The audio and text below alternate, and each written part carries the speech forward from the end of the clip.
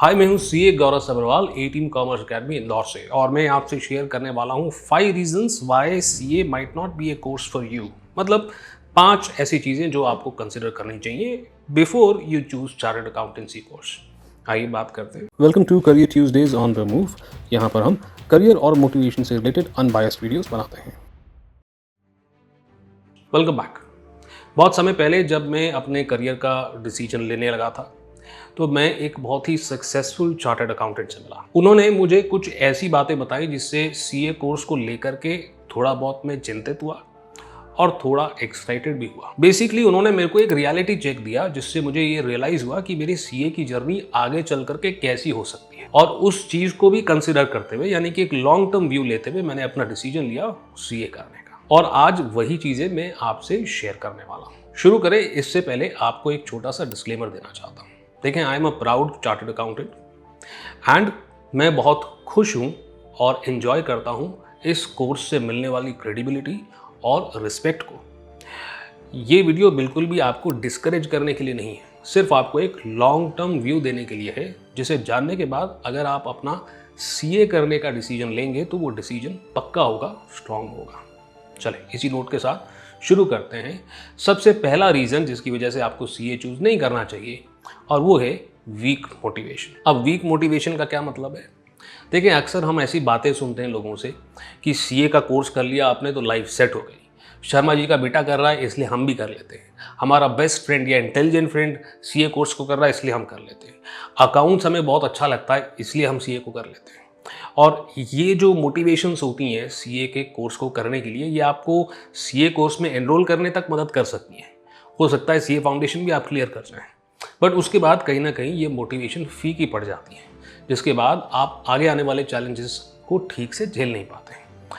तो बहुत ज़रूरी है आपके लिए एक प्रैक्टिकल व्यू पॉइंट लेना कि इस कोर्स को अगर हम लंबे समय तक परस्यू कर रहे हैं तो आगे जा कर के भी क्या क्या चैलेंजेस इस कोर्स के अंदर आने वाले हैं उसकी भी जानकारी हमको होनी चाहिए। Which brings me to our point number 2।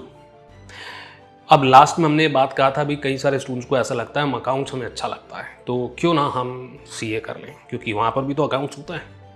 But what most of the students don't consider is कि वहाँ पर अकाउंट्स के अलावा भी और कई सारे सब्जेक्ट्स होते हैं। जैसे वहाँ पर लॉ होता है, इनकम टैक्स होता है, ऑडिटिंग होता है, कॉस्टिंग होता है।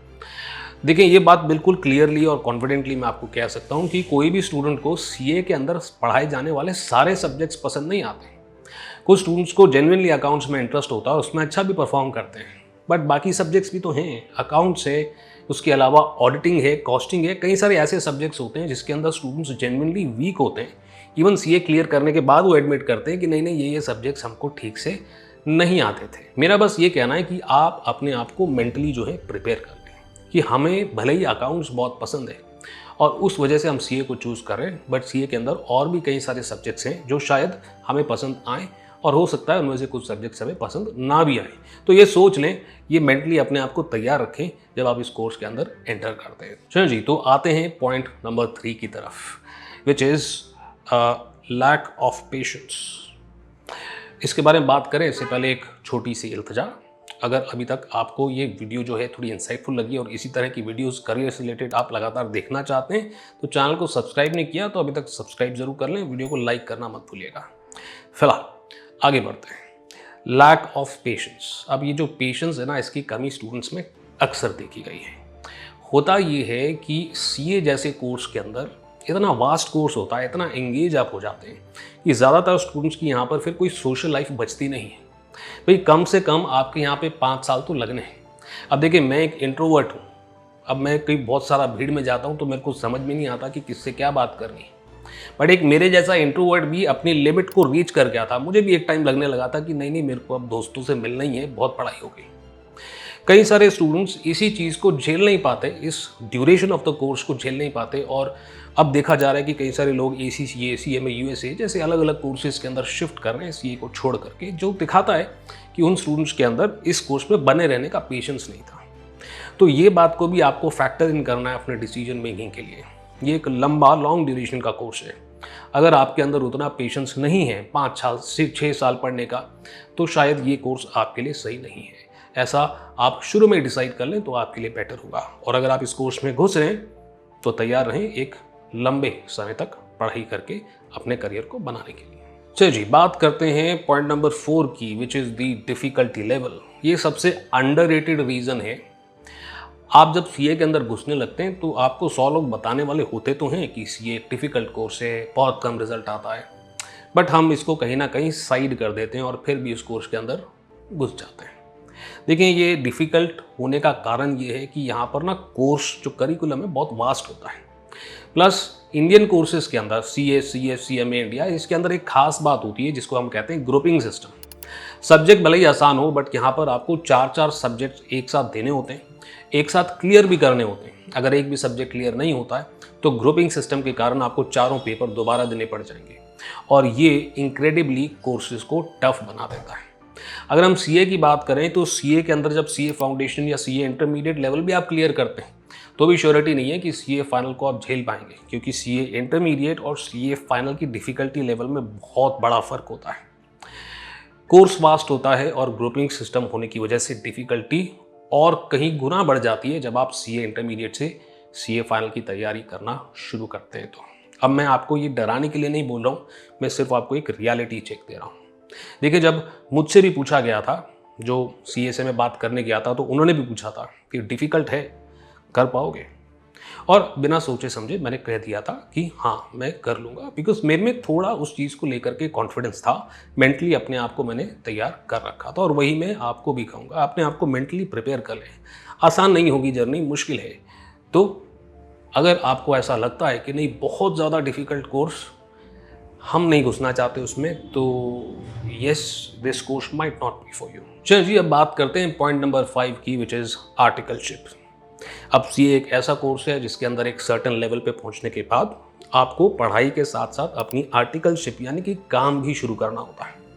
देखिए, होता ये कि अगर आप किसी छोटे शहर से और वहाँ पर आर्टिकलशिप कर रहे हैं, जैसे टियर 2 या टियर 3 सिटी होगी, तो वहाँ पर क्वालिटी वर्क आपको मिलना जो है पॉसिबल नहीं होता है। और यही एक रीज़न था जिसकी वजह से मैं इंदौर छोड़ करके दिल्ली चला गया था अपने आर्टिकलशिप को परस्यू करने के। अभी बहुत समय पहले की बात है, अब तो इंदौर में भी अच्छा क्वालिटी ऑफ वर्क मिल जाता है। बट फिलहाल यहाँ पर होता ये कि जब आप आर्टिकलशिप शुरू करते हैं, वहाँ पैसे की मैं बात नहीं कर रहा कि पैसे ज़्यादा मिलते हैं या कम मिलते हैं, बट जब आप आर्टिकलशिप शुरू करते हैं तो अब आपको अपनी ग्रेजुएशन के साथ साथ, अपने काम के साथ साथ अपनी पढ़ाई पर भी अब ध्यान देना होता है और ये आपका डिफ़िकल्टी लेवल जो है थोड़ा सा और बढ़ा देता है। और हाँ, अगर तो आप किसी बड़ी फर्म के अंदर अपनी आर्टिकलशिप कर रहे हैं तो वहाँ पर हो सकता है काम का प्रेशर इतना हो कि आप कोचिंग वगैरह भी ना कर पाएँ, जैसा मेरे साथ हुआ था। और ये आर्टिकलशिप की बात ज़्यादातर स्टूडेंट्स को तब जाकर के क्लियर होती है जब वो पहली बार आर्टिकलशिप ज्वाइन करते हैं। ज़्यादातर ये बात कोई भी टीचर किसी स्टूडेंट को नहीं बताता है और ये एक सब्सटेंशियल डिफ़िकल्टी आपके कोर्स के ड्यूरेशन में आपके लिए लेकर के आता है, तो ये पता होना चाहिए। तो अब फाइनली मेरा मैसेज स्टूडेंट्स के लिए क्या है जो सीए कोर्स को करने के लिए एस्पायर कर रहे हैं। देखिए, एक बात तो बिल्कुल क्लियर है, मैं दोबारा से कह देना चाहता हूँ that I am a proud chartered accountant. हमारे देश को चार्टर्ड अकाउंटेंट्स की ज़रूरत है। चार्टर्ड अकाउंटेंट्स के लिए काफ़ी अपॉर्चुनिटी है, स्ट्रगल है, बट काफ़ी अपॉर्चुनिटी भी है। बट सिर्फ सीए ही नहीं, कोई भी कोर्स आप करते हो ना, तो आपको रियलिटी चेक जो है वो करना चाहिए।